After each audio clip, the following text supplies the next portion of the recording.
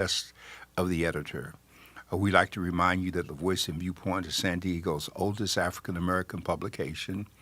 In print, we're in 89 zip codes, 17 cities, unincorporated areas, but we're also online with newsletters and the paper itself. And we have a global reach in terms of that, with people throughout the country and around the world tuning in to read the paper. And each week, we follow them through our social analytics to see who they are. Tonight, we're going to have an open mic. There's so much going on. We're in the thralls of Black History Month, and we're going to remind people of how all of that came about. And so, in addition to that, we want you to know that with the open mic approach we're having, you may call if you have a question or comment, 858-251-6111. Or you can send a message to our godradio.com, and we can see it and put it up on the board and let people know what your thoughts are. This is a time where all of us should have some opinions about the things that are happening nationally, locally, budget-wise, people around us, folks checking out. It's just a whole bunch going on, and I hope that most of us are not just sitting back being spectators like, oh, this is like being at the movies, what's going to happen next? We need to get up and get involved. So to that note, I want to introduce and share with you our co-host, Dr. Leonard J. Thompson III, who is handling the controls and making all of this work as we partner with godradio.1. Dr. Thompson. Well, good evening, everyone. Dr. Warren, as you can imagine, lots are going on and around the world. And like I said, it's so busy that we don't have time to stop all the time and get, 100% better. But we know one thing is that our work is never done until we go to sleep. That's true. Yes. So tonight, again, open mic approach. Again, if you want to call in and to talk about a subject, something that we're talking about, or something that you would like to introduce, again, remember that it is a statement, very brief to the point, and then we can ask the question. Again, the number is 858-251-6111. And you can also go on GOD Radio 1's Facebook page as well as on YouTube page and put in questions there. Dr. Warren. Okay, so tonight, this is our first program in the month of February. It's also a week away, a couple of days from our annual Voice and Viewpoint Gala, which will take place on Friday the 13th at Liberty Station from 6 to about 8 to 8:30 p.m.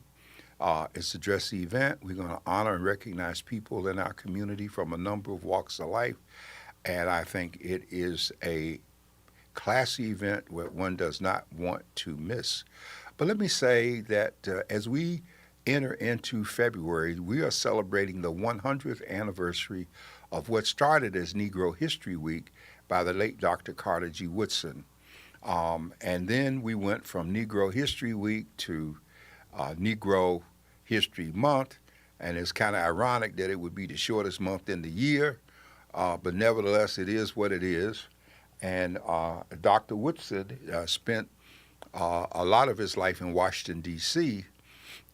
Matter of fact, it's so interesting that I attended Carter G. Woodson Junior High School, which was built and dedicated not long after his passing. And so Dr. Woodson was very concerned about our keeping up and knowing who we are in our history.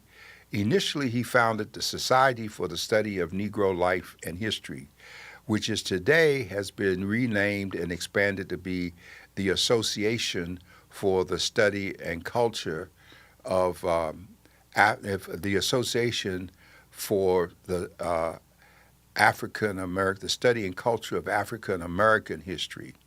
And so each year there's a theme that's selected and that goes along with this. They still publish the Journal of Negro History. Some years ago, about 35 now, or 30 when my son was at Mount Airy, I made it a point of purchasing all of their Black history materials. Excuse me. It's like pepper or something. All of the Black history materials that they publish for the schools so they could put the various people up on the wall and kids could see the drawings of who these individuals were.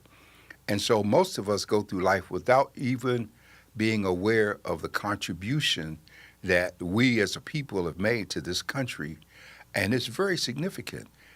We have had over 103 or 4 African Americans receive the Congressional Medal of Honor, and there's one person in the book that received it twice. While we had the Masonic Order carrying over from the days of the Freemasons and the Templars and all of those things that we see when we look at National Treasure and study the country. Yet it was a black man named Prince Hall that established the first chapter of black Freemasonry. And it's so significant because when you look at a city like Washington, D.C., it was a black man by the name of Benjamin Banneker, a mathematician, who laid out that city.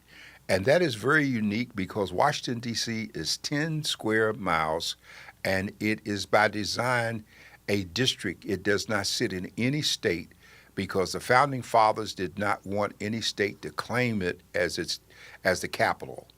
And so we got all of this history. If you look at the Capitol and the dome, there were black workers that put the statue on the very top, which is kind of a unique structure if you look at how that works.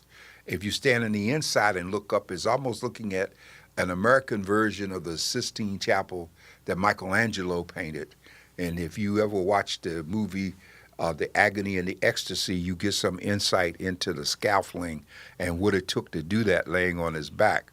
And so we've got tremendous history. You know, it was a black man named James Latimer that invented the traffic light and the air brake. It's a black man that invented the ice cream scoop and the use of salt to make ice cream so that it wasn't just the wealthy that could enjoy it today. We got Ben and Jerry, Baskin Robbins, and all these people benefiting from what was done by us. And we have just invented so many things, from the straightening comb to the ironing board, to how to repair shoes, to a clock or wristwatch. And it was a black man that was the first person to die in the Revolutionary War. His name was Crispus Attucks. And so this is a time that we look back at our history, which should reinforce us going forward, because we're the one people in this country that there's been a conspicuous absence to erase our association with our history. And the idea is, if you don't know where you came from, you don't know where the hell you're going. And so that's be designed. We noticed when the slaves were brought here, if they found 2 that spoke the same language, they separated them, sent them to different places. And so we got just so tremendous. And I'm hoping the Voice and Viewpoint acknowledges black history every week. We carry things on individuals, birth dates, contributions, things that people have done. All of this is just so crucial. And it's important. I'm excited, even in my family, to know that I'm a descendant of the first black man to serve in Congress from the state of North Carolina, who was also a very close friend of Frederick Douglass and followed Frederick Douglass as the recorder of deeds for Washington, D.C. And so this history is just there. And I'm going to carry us into all of this, Dr. Thompson, but I just wanted to give people enough of a touch of what we need to be thinking about, how important everything is, and how much now Trump has an effort to erase, discard, and remove us. Yeah, and one of the sad things about it is that there's such a disdain for the history of this country, be it positive or negative, when it comes down to the African American, that even the slave memorial that was in Philadelphia, he had it removed and literally dismantled because he did not want any history to be there, anything on federal or state land. And he tried to shut down the African American Museum. Yeah. He renamed the Kennedy Center, and now it's going to close because people are pulling this stuff out of it. Right here in San Diego, if you drive out to Campo, Campo was the last base for the Buffalo Soldiers that we celebrate. And Campo also has a train station there. It's a historic train museum, but it has an original, I want to call it segregation passenger car. Uh-huh. And this passenger car, that train makes a run out there through Campo. You can go out and you can ride the train and go through the trestle as it goes into Mexico and all of that. But that slave car, what was unique about it was that on most trains, if you try to go from one car to the next, you just open the door and you just walk across. This particular car had iron bars there so that you couldn't go into the next car, and it was segregated. And this is so important because during World War II, when we had some German prisoners that were brought over here, we had black soldiers taking them to the South. The German prisoners who were white were allowed to ride with the white folks, but the black guards that were moving them were put in the segregated compartments. Yeah. And so we have all of this stuff going on, which is so crucial. And let us not forget George, the story of the black sleeping car porter and how the union was organized, and what they did to make it work. So it's exciting. Yeah. I'm sorry, go ahead. No, it's just really important that, they say if you don't know your history, you don't know your greatness. And if you don't know your history, you're bound to repeat it.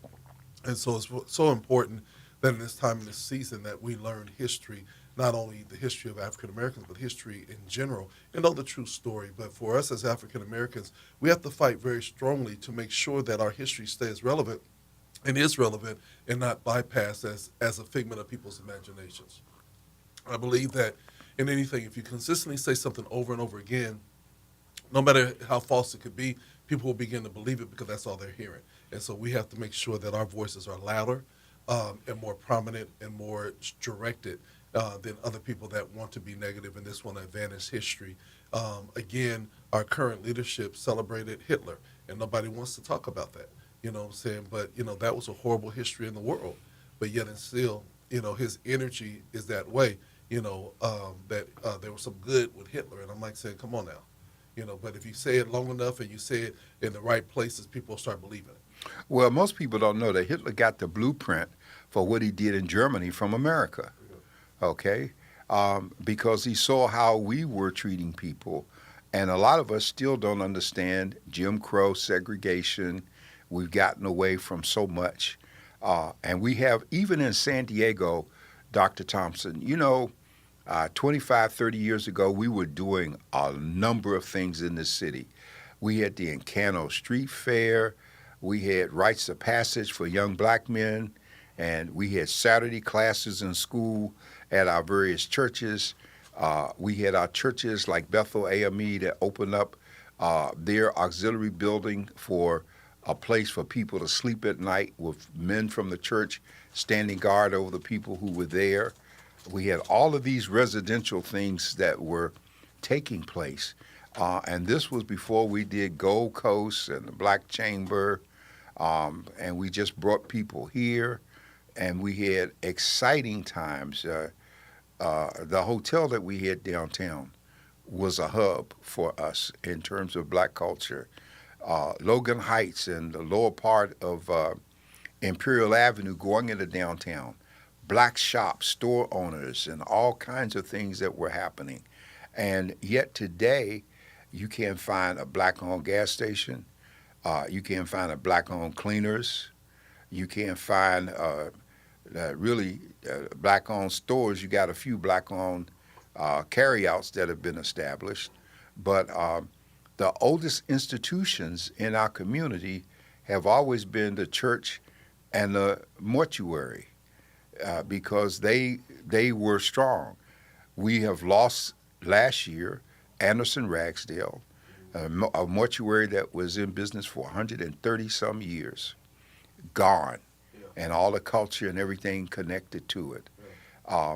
And I might be wrong, but my surveys tell me that today the Voice and Viewpoint is the oldest for-profit African-American business in San Diego. Yeah. And I say for-profit because I'm not counting nonprofits, because nonprofits like the Urban League and those things that were established in the 50s is not the same thing as what we have been in terms of our culture and the people. And we're going to have a very stimulating announcement in the month of February about the paper and some things that we're doing. One of the things, Dr. Warren, I'm always very curious of is when when we design zones or we design art districts and things of that nature, um, how strategic are we about selecting the areas? Because our current Black Arts District, basically, there's no eateries down there. The lighting is bad. There's all these things that are not there. And I always say, well, what is the strategic plan to make it a desirable area? And was that the best area to put in it? Could they have moved it up to Imperial and Euclid? Could they have selected a different site that might have been more conducive to Black arts and culture? Do we move it all the way closer to ECC? You know, those are the kind of questions I ask as we move forward in the strategic plan. Not saying that the current Black and Arts Culture 9 blocks is not a great area, but there's so much that has to be done in that area to actually pull people and draw people to that area. Well, you got to look at the history, and there are fewer and fewer of us left who've lived it and know the history.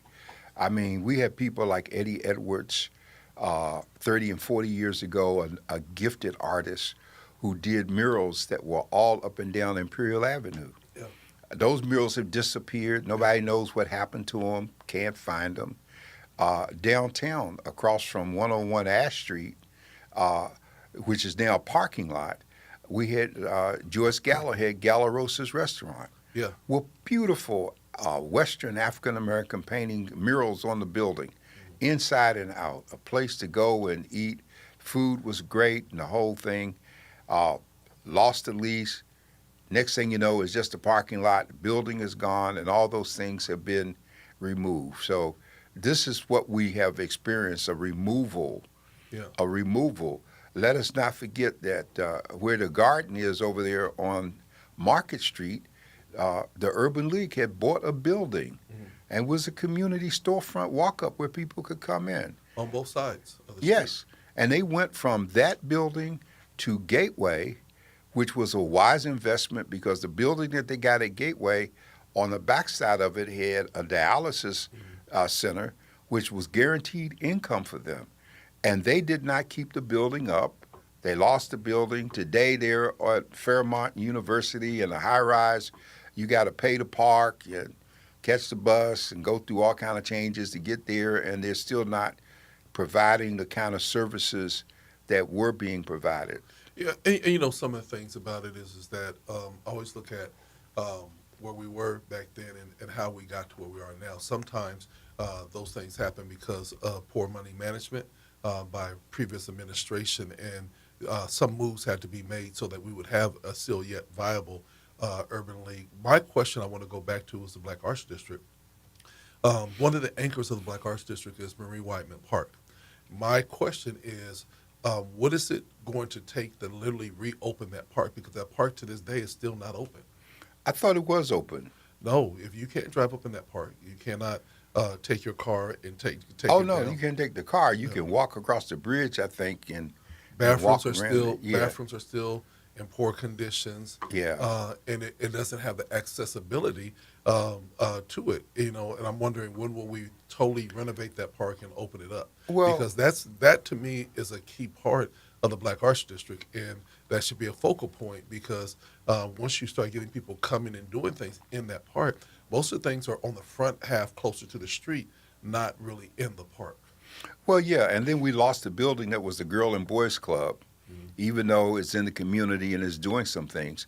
But, I would have to lay most of the blame for where we are at the foot of the 4th District City Council representative, all right? Because both the current one and the one before, I mean, they're so political, they should have been able to leverage getting that park done. If that park had been in La Jolla, if it had been for the SEALs up there where the pool is, it would have been taken care of. But our stuff has never been a real priority. And I got to blame the community in large part because, first of all,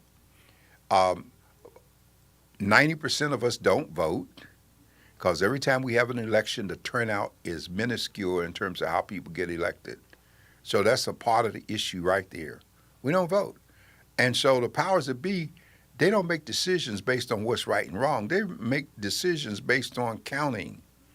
And if I can't count too many folks and y'all not going to come out to vote, then it doesn't really make a big difference. So who the hell cares if a few of you get upset? Yeah, and one of the things that I think that what you're bringing out is that everybody can point the finger and lay the blame at a lot of different feats. The reality comes in is that we're not seeing things move in our community because we have not stayed politically active and politically involved in creating our votes. If you become a power structure in your city and in your community where they know they have to deal with you because you are there, you are active, and you are present and visible, then that you're not easy to walk past. And I think right now, like you've said and many other people have said, we're at a critical time because there are budgets going on and everything like that. We don't ever a lot of us don't get involved with that budget conversation until the budget hits us and we didn't know it was happening. By the time we get involved, it's already been done. Well, 25 or 30 years ago, I kind of lose track of it.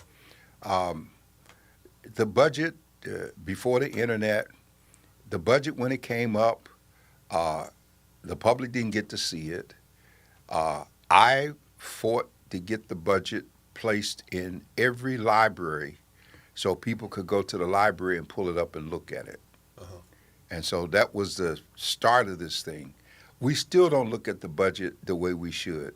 Years ago, when I held office in Washington, D.C., one of the things happened with the Board of Education was like a state board and a city and county board all combined.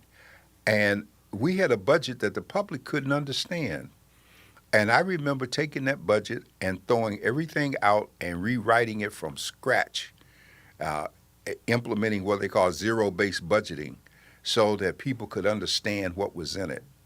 And so we don't get involved until we lose something. Now, I'm going to tell you a big issue right now that we should be looking at. In Encanto, developers have bought that prime land that those two radio towers sit on. Yeah. People in the community say they want it to be a park. The reality is that the planning group approved the developer's purchase of the land. Now they're coming after the fact trying to stop the developer from building on it. Mm-hmm. People don't realize that to a large degree, Encanto has that rural country look that the people there wanted. They didn't all want it to be jazzed up and everything. And so I was talking to someone today, and they were talking about how, well, the city council has to move to overturn the developer's purchase. I said, that's not going to happen. The only way the city council would probably do that to stop the developer would to implement a domain rights. Eminent domain, so they could go in and condemn it before and take it and say that it was in the interest of the public, because eminent domain says that the interest of the many, almost like Mr. Spock in Star Trek, outweighs the interests of the few. Okay? I don't see that happening. And I see the developer going along. I have seen evidence that some people got some money along the way to help make this whole thing happen. In all the years I've been here and had the paper, rarely have I ever seen a planning committee meeting that was overwhelmingly crowded with people that were concerned about an issue, or that we had taken the time to put the people on the committee that was representative of the community, rather than a few folks who understood the significance and chose and volunteered and went and got appointed to the committee. Big difference. Yeah. So we cannot have the kind of changes we need in government without being involved in government. Yeah. And if we don't understand it, we need to say, I don't know, somebody tell me, help me get the right understanding so I know what to do. Yeah. And one of the things I think more than anything else is that we have to be proactive instead of reactive. A lot of times in the reactive states, we are not getting the outcomes because by the time we react, they have already put everything in place, and it's very hard to turn around. And again, not pointing the finger at anybody. This is a us thing. We are stronger together, but we as a people, we as a community, we as people that are concerned have to be more proactive than reactive. Well, come on, Dr. Thompson, why are you being so Gandhi-like about this? I don't mind point the finger. If they didn't do it, they didn't do it. This ain't no let them slide number. Well, definitely not let them slide. But Yeah. my whole thing is that it's easy to point the finger at a couple of folks but then don't look at the things that we could have all done. Well, we point both. You got Yeah. 1 and 4 pointing back. Yeah. So we show that the elected people didn't do what they could have done, and we've already saw that with footnote 7, how we were sold out in terms of what happened. So that's a fact. It's not make-believe. There are documents to show the deals that were made, and people have acquired them. So that part is real, very real. Right? Even right now, as I understand, the 4th District Council member chairs the Budget Committee. We talked about this on Black Men and Women United yesterday morning. Like, when are we going to start bringing the budget to the community so that we can get a head start on the things we need to look at? We don't have to wait until recreation is being closed, libraries are being closed. Right now, we're ending the fiscal year with a $6 million deficit. We got a projected deficit for the coming fiscal year of $105.6 million. Yeah. So here we go again, and it's growing, and Yeah. we're not doing what we need to. Well, and I think, and the reason I'm always saying this is because I do hear some of the conversations of budget discussions in communities and things of that nature. It is that if we're going, if we've read, if we're participating in them. So I think that there are some opportunities, but we can't just wait for opportunities to come. We have to seize the opportunities ourselves and be self-motivated to find more out about the budget and what's going to really impact our neighborhoods and our community. Well, we know this year we have the even city council seats up. And I keep telling us every chance I get, it's not just about District 4, Yeah. 2, 4, 6, and 8. You need 5 votes to make a change in terms of the city council. You need to be studying who's leaving, termed out, who is running in those districts, who can we support in those districts to make a difference. This is how we got to where we are with Trump. And I have an editorial this week that talks about protests, and the title is Protests Without Votes. Is almost meaningless, because Trump and all of his they don't care how many millions of people demonstrate. All they care about is, can they control the ballots, which they're trying to steal, so they can copy names and rearrange. And, you know, Trump's got this idea in his head. I don't know if he's listening to Stephen Miller or who, but he thinks that Article 1, Section 4 of the Constitution gives him the right to try to move toward national voter Nationalizing, yeah. elections. And that's not what it says, okay? And so fortunately, we got enough smart people that are challenging this foolishness at every turn.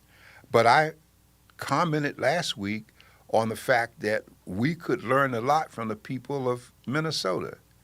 They didn't let the weather stand in the way of them getting out there and taking a position, even though they were being shot and killed and all kinds of stuff was happening, pulled out of cars, and half of the stories still haven't been told.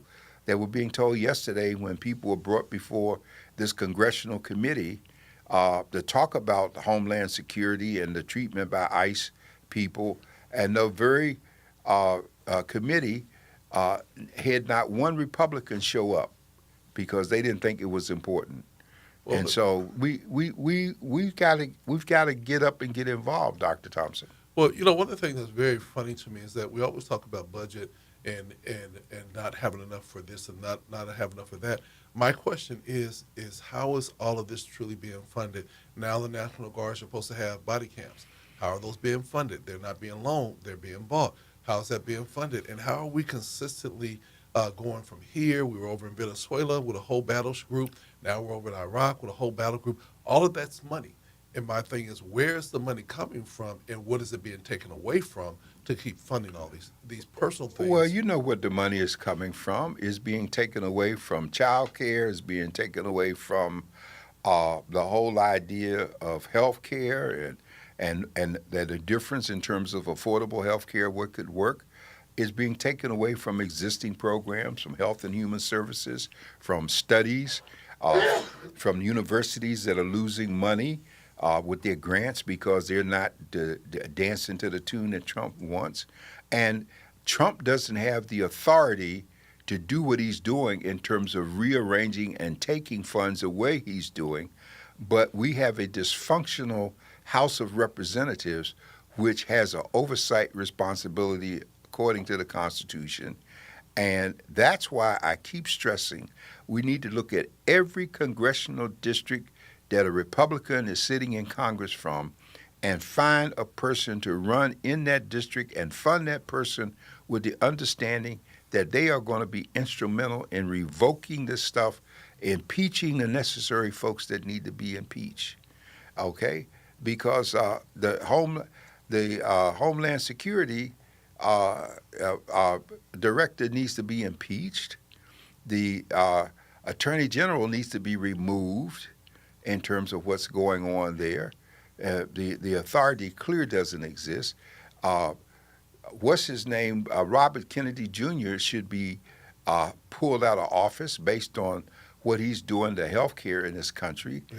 And Trump should be impeached when you look at that he has taken money from USAID.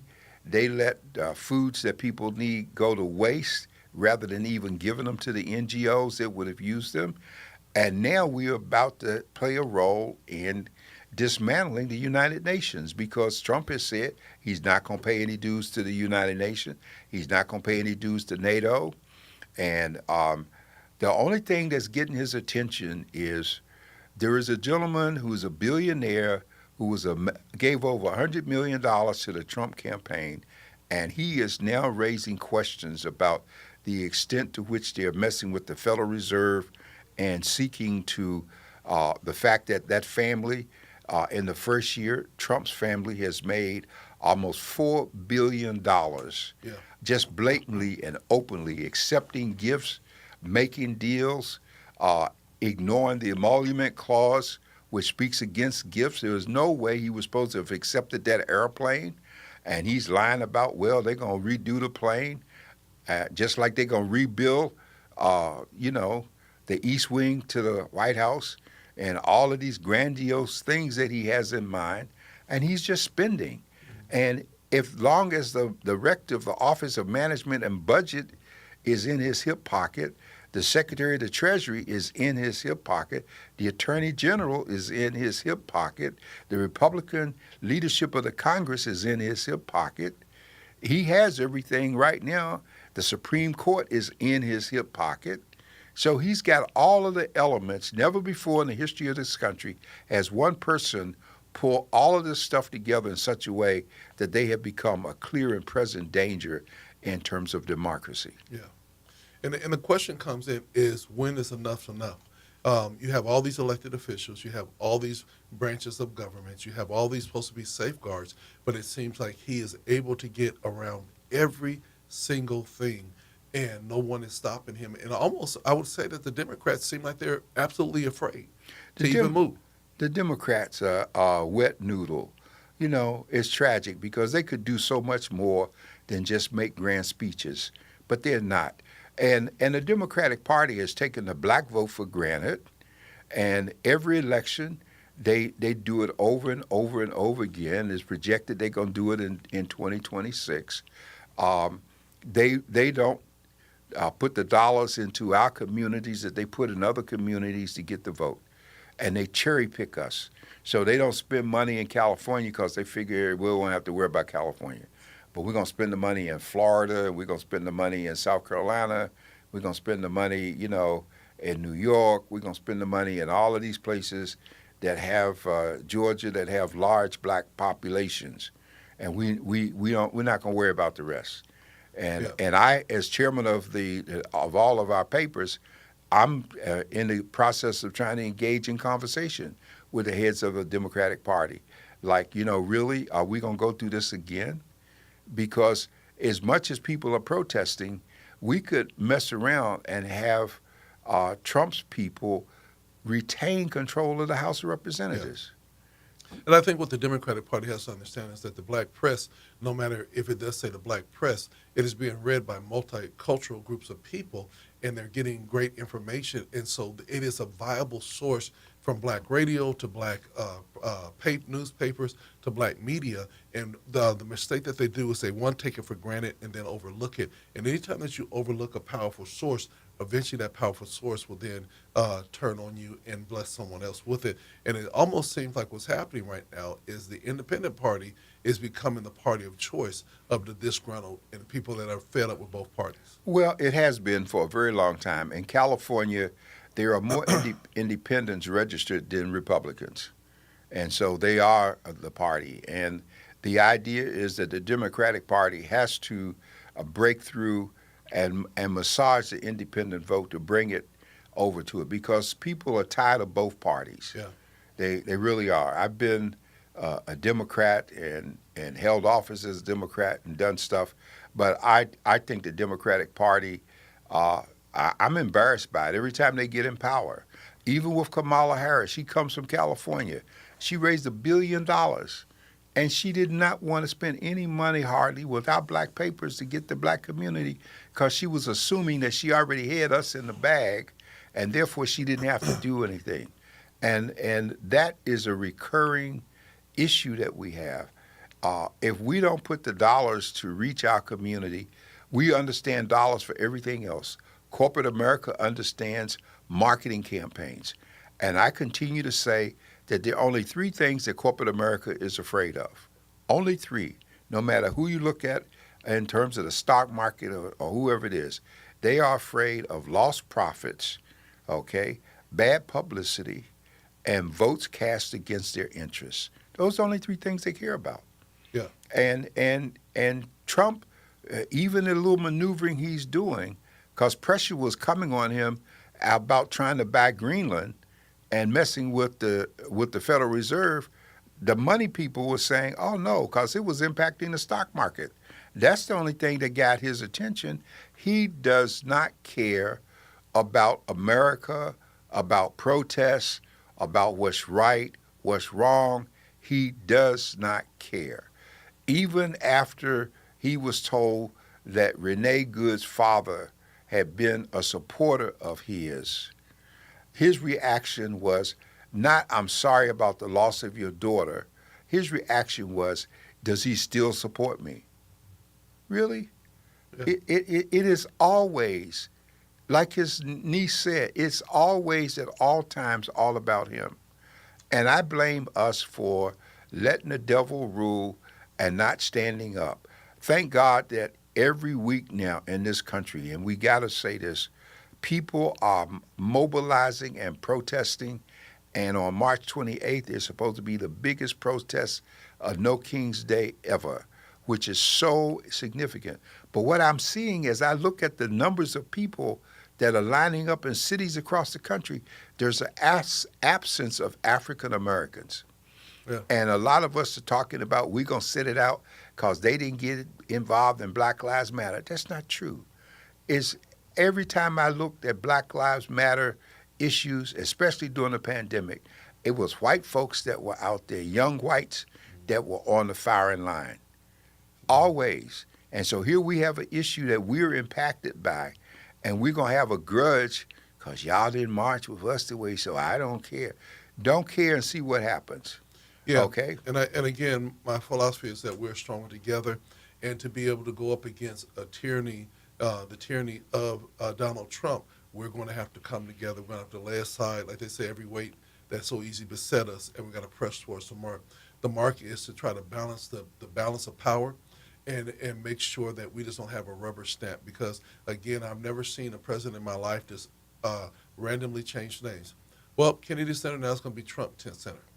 And before you know it, with no congressional movement or anything else, they're putting his name up and taking things down.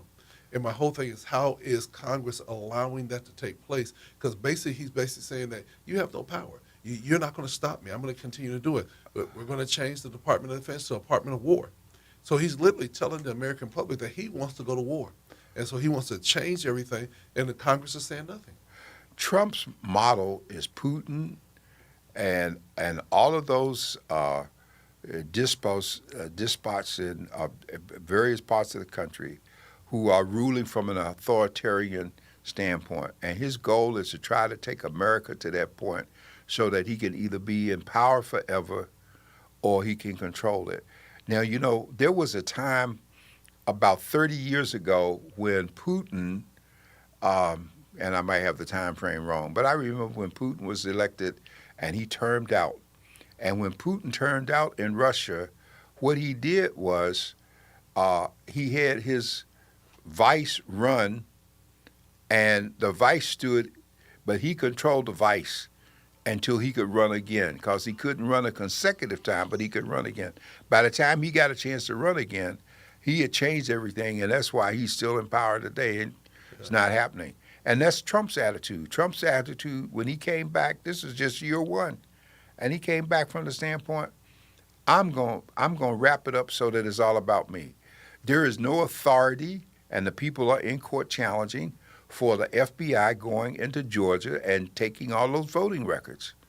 And when the judge in Georgia would not sign the search warrant, they went to Idaho or Utah someplace to get somebody who was one of his lackeys to do so. And so everything he does, we need to challenge. I like what the governor of Illinois says. He says, we building a record. And the same thing in Minnesota. We documenting everything because this is not going to last. And when this is over, we coming for them because there's no statute of limitation on the laws that they are breaking and the things that they're doing. And they're all going to be held accountable. And so they are like Netanyahu in Israel. Netanyahu is going to continue to find an excuse to keep a military presence in Gaza no matter what happens, because his latest statement is, I'm not going to let the rebuilding of Gaza take place until it's demilitarized. Well, it's never going to be demilitarized, because the moment that it's demilitarized, he's going to jail. And what he's done is pattern himself after Greek and Romans, who what Caesar did was, under Roman law, as long as Caesar had a war to declare, then martial law was implemented. The power of the Senate was suspended for 6 months, and he made sure that he kept a war so he could be in absolute control. And here we have history repeating itself. And of course, we got a generation today that read what? I don't read anything. If it ain't on social media and I can't thumb it, I don't read it. And so we're missing what's being done to us because we don't take the time. And we're not really paying attention to what's going on in Israel or the Gaza Strip now. We're not paying attention to what's happening over with Russia and the Ukraine. We're just past it now. Iceland is an afterthought. Nobody's talking about that. Now they're talking about going over there, and now he's picking a fight with the Iranians. You know, he'd already feel like he won over there and already acquired the land over in Venezuela. So my question is, what's next? Mm-hmm. Well, you know, the Ayatollah, I remember when they came to power in 1979, and they've been in power all these years, okay? And we have no idea of how many people have been killed in Iran based on this revolt that's occurred. But we do know that America has an interest in the revolt being successful, because if they knock that down, it'll be a domino effect in the Middle East, all right?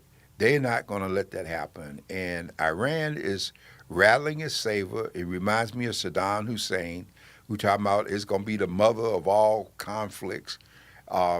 They just launched a drone toward one of our aircraft carriers today or yesterday, and we shot it down.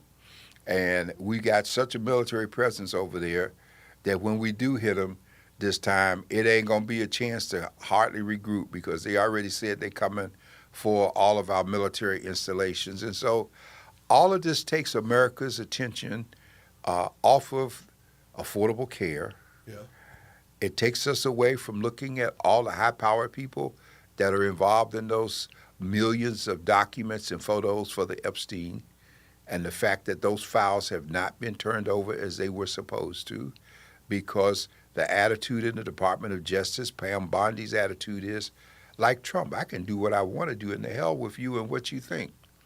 But she is going to end up going to jail, because when it's all over and they're out of office, they're coming for her. And I don't know, and Stephen Miller, I don't know on what grounds they're going to get him, but he is totally insane.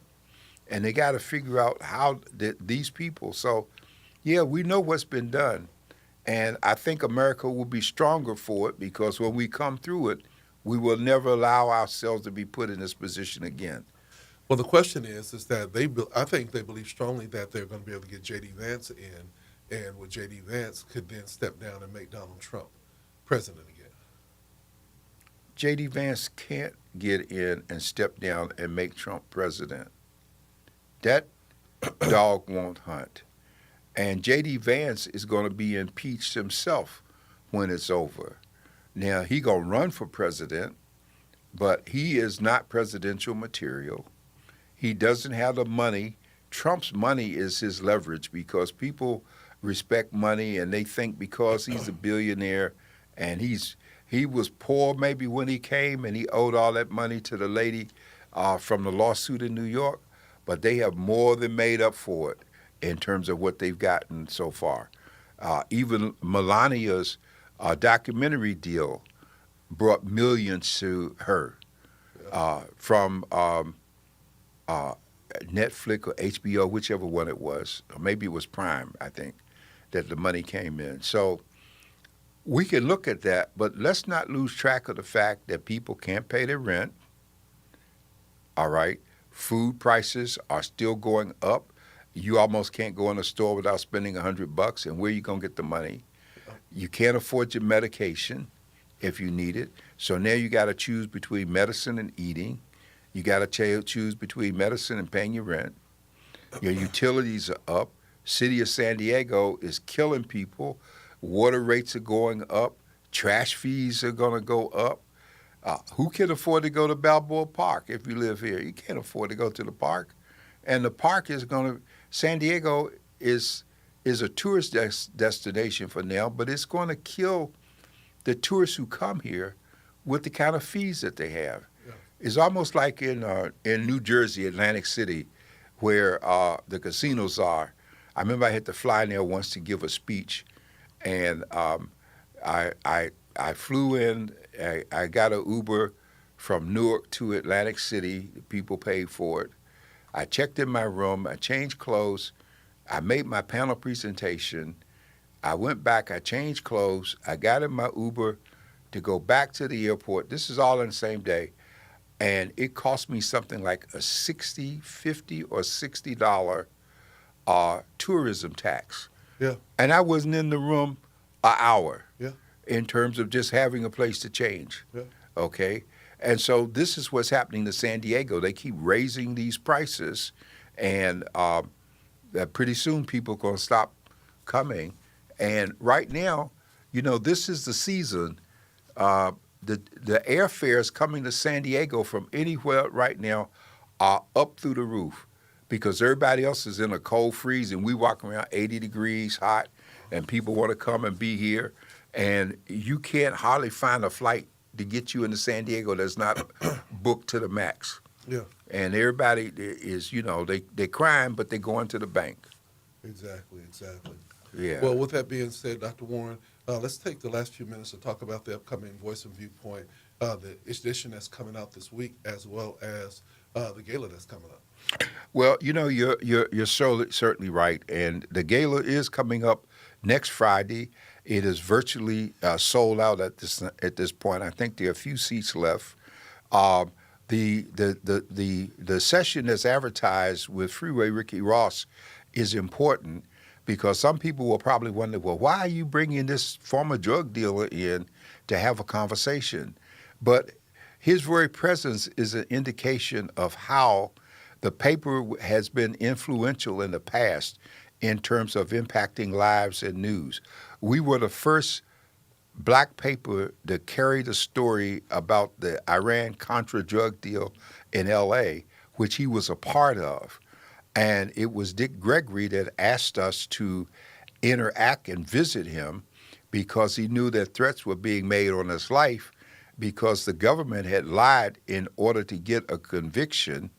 And so we made frequent visitations with him in the federal facility downtown, Jerry and I. And what happened was that Mr. Ross he is so brilliant. He got rid of all of his lawyers. He appealed his case. He got the case thrown out. He proved that the feds had promised people green cards as a condition of testifying against him. Then he had probation. He got the probation removed, so he has been a best-selling author. He's done a documentary, and he's still moving and doing things, and he's coming back to San Diego because of the help that we were to him. And he is just one example of, in the 66 years of our publication, now in the 199th year of the Black Press, we are still changing lives and making a difference. Yeah. Very, very powerful conversation. Looking forward to that as a part of the gala. The gala is going to be second to none. We're honoring some amazing people, amazing organizations. The food is going to be great. The atmosphere is going to be great. And overall, it is a place to be where we say where Black excellence is on display in an all-new way. It is a place to be. We're honoring a couple of pastors. We're honoring some Greeks who've done outstanding things in the community. We're honoring a dear lady, Sister Margaret Terrell, who is getting the Jury One Humanitarian Award. And she's been at Calvary over 70-some years and touched so many lives and done so much in terms of people. We're honoring Coach Dunn in terms of his outstanding record at Lincoln. And so we're just moving in a mighty way in terms of recognizing people. And when we recognize people, we don't give them a piece of glass. We give them meaningful awards that they can be proud of and retain, and it's a part of what we're doing. I will say this is on a Friday instead of a Saturday, so since a number of people, like our sponsors, are coming from work, I'm relaxing the black tie issue, but the men coming into the event must have tie on. They must be dressed. This is not a happy hour where you just gonna come in your shirt collar open like you showing up for drinks. If you do, I'm not gonna let you in or have somebody put you out. And I'm not worried about the money. It's the principle that we have to respect ourselves. And if we don't respect ourselves, then how can we expect others to respect us? Yeah, one of the things that we just, as we move forward, is just really setting a precedent. You know, there are so many galas that do come around, so many different things. If you go to certain areas and they say black tie only, and then you can't fuss with them because they've told you ahead of time it's black tie only. You go to a restaurant, you must have a jacket on. You know, one of the restaurants said, well, look, we know that everybody might not see that notice, so we have jackets that you can rent. Uh-huh. You know what I'm saying? And they'll make maybe that's what we might do. We might have a tie rack out there and a black jacket. It'd be like, say, oh, you can rent it over here. Well, that would be funny. We won't deny you that business venture if you want to do it, okay? But we want people to really step up and understand the importance of us honoring ourselves, and that's so crucial. That we have our own self-respect, and we can't be hollering about how other people treat us when we don't do the same ourselves. It's just it doesn't work. So I think it's going to be a very classy and great event. Don't do the superstition thing because it's Friday the 13th. We as black people, we're not superstitious. I love to have a black cat cross my path rather than a white one. But let's just throw all of the excuses out the window and be about Black History Month and celebrating ourselves and each other and helping us go forward. And this is a very important event for the paper. As you might have noticed today, the Washington Post fired hundreds of people, and it's owned by Jeff Bezos, who owns Amazon. And so newspapers are under attack, and black journalism, as you saw what happened with Don Lemon and with Gloria Fort, black journalists are under special attack in terms of arrest and trying to stop and intimidate and frighten us. We are only as good as your support, folks. And if you don't do like the people of Minnesota and speak up and stand up, then they'll get away with it. Every time. And just salute Minnesota because they ain't letting the weather stand in the way of anything. Yeah. And one of the things about it is that you brought up Don Lemons, and that was just something that was just unbelievable, almost like he was a marked man by the president.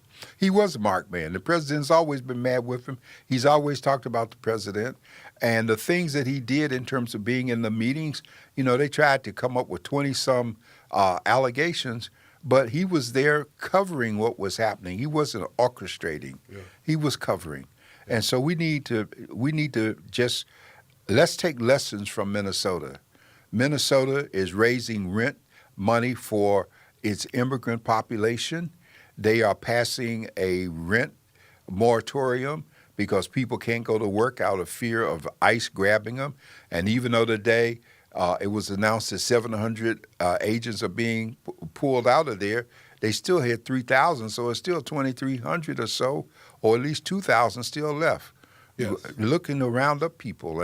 And the governor begged the president to stop going into the schools because if they grab the kids, they're using the kids as bait to get the parents. Exactly. Okay, and I'm just so impressed across the country with all of the blockage to every city that they've gone in trying to buy a facility to convert it to a prison. The people have rose up with their local laws and ordinances and blocked it, and they put pressure on the businesses that own it, and if you do business with them, we're going to cut you off. Yeah. So I think let's keep the pressure on. Yeah, and that's going to be the key thing. Is about keeping the pressure on and staying focused. Right. Well, Dr. Warren, I tell you, it's been a great show. Want to thank you for the many things that you have shared with the people. Again, the Voice of Viewpoint Gala is this next Friday, the 13th. Tickets are almost sold out, or are we sold out? They are close to being sold out. They will probably be, the cutoff is this Friday the 6th, and it'll be over. You and I will not be here next Wednesday. Yes. We have events that are taking place that will preempt the program. And so we won't talk to you again until after the gala. But let me just say quickly, the gala. You know, you see people, every chicken dinner is not a gala. And 12 years ago, we held the first gala, which was a dressy, first-class event with entertainment, with dancing, and formal attire. That's a gala. Everybody's chicken dinner is not a gala. And so the term gets misused, and we just kind of fall for it, and we get out of whack with it. But there was a time in San Diego that we didn't have more than one big black event at a time. Exactly. On a weekend, if one group was having something, then somebody else picked another time. Now, nobody talks to the other person. Everybody thinks their stuff is more important than anyone else's, and they don't care about the time or the impact on the community. And that's something we've got to get back to if we're going to make a difference. Most definitely. Well, we want to thank everybody for listening from the desk of the editor. We won't be back here next week, but we will be here the week following. So stay tuned. Make sure that you follow and download the Voice and Viewpoint app as well as GOD Radio app, and continue to support black media in this time and this season. Y'all be blessed. Have a great night.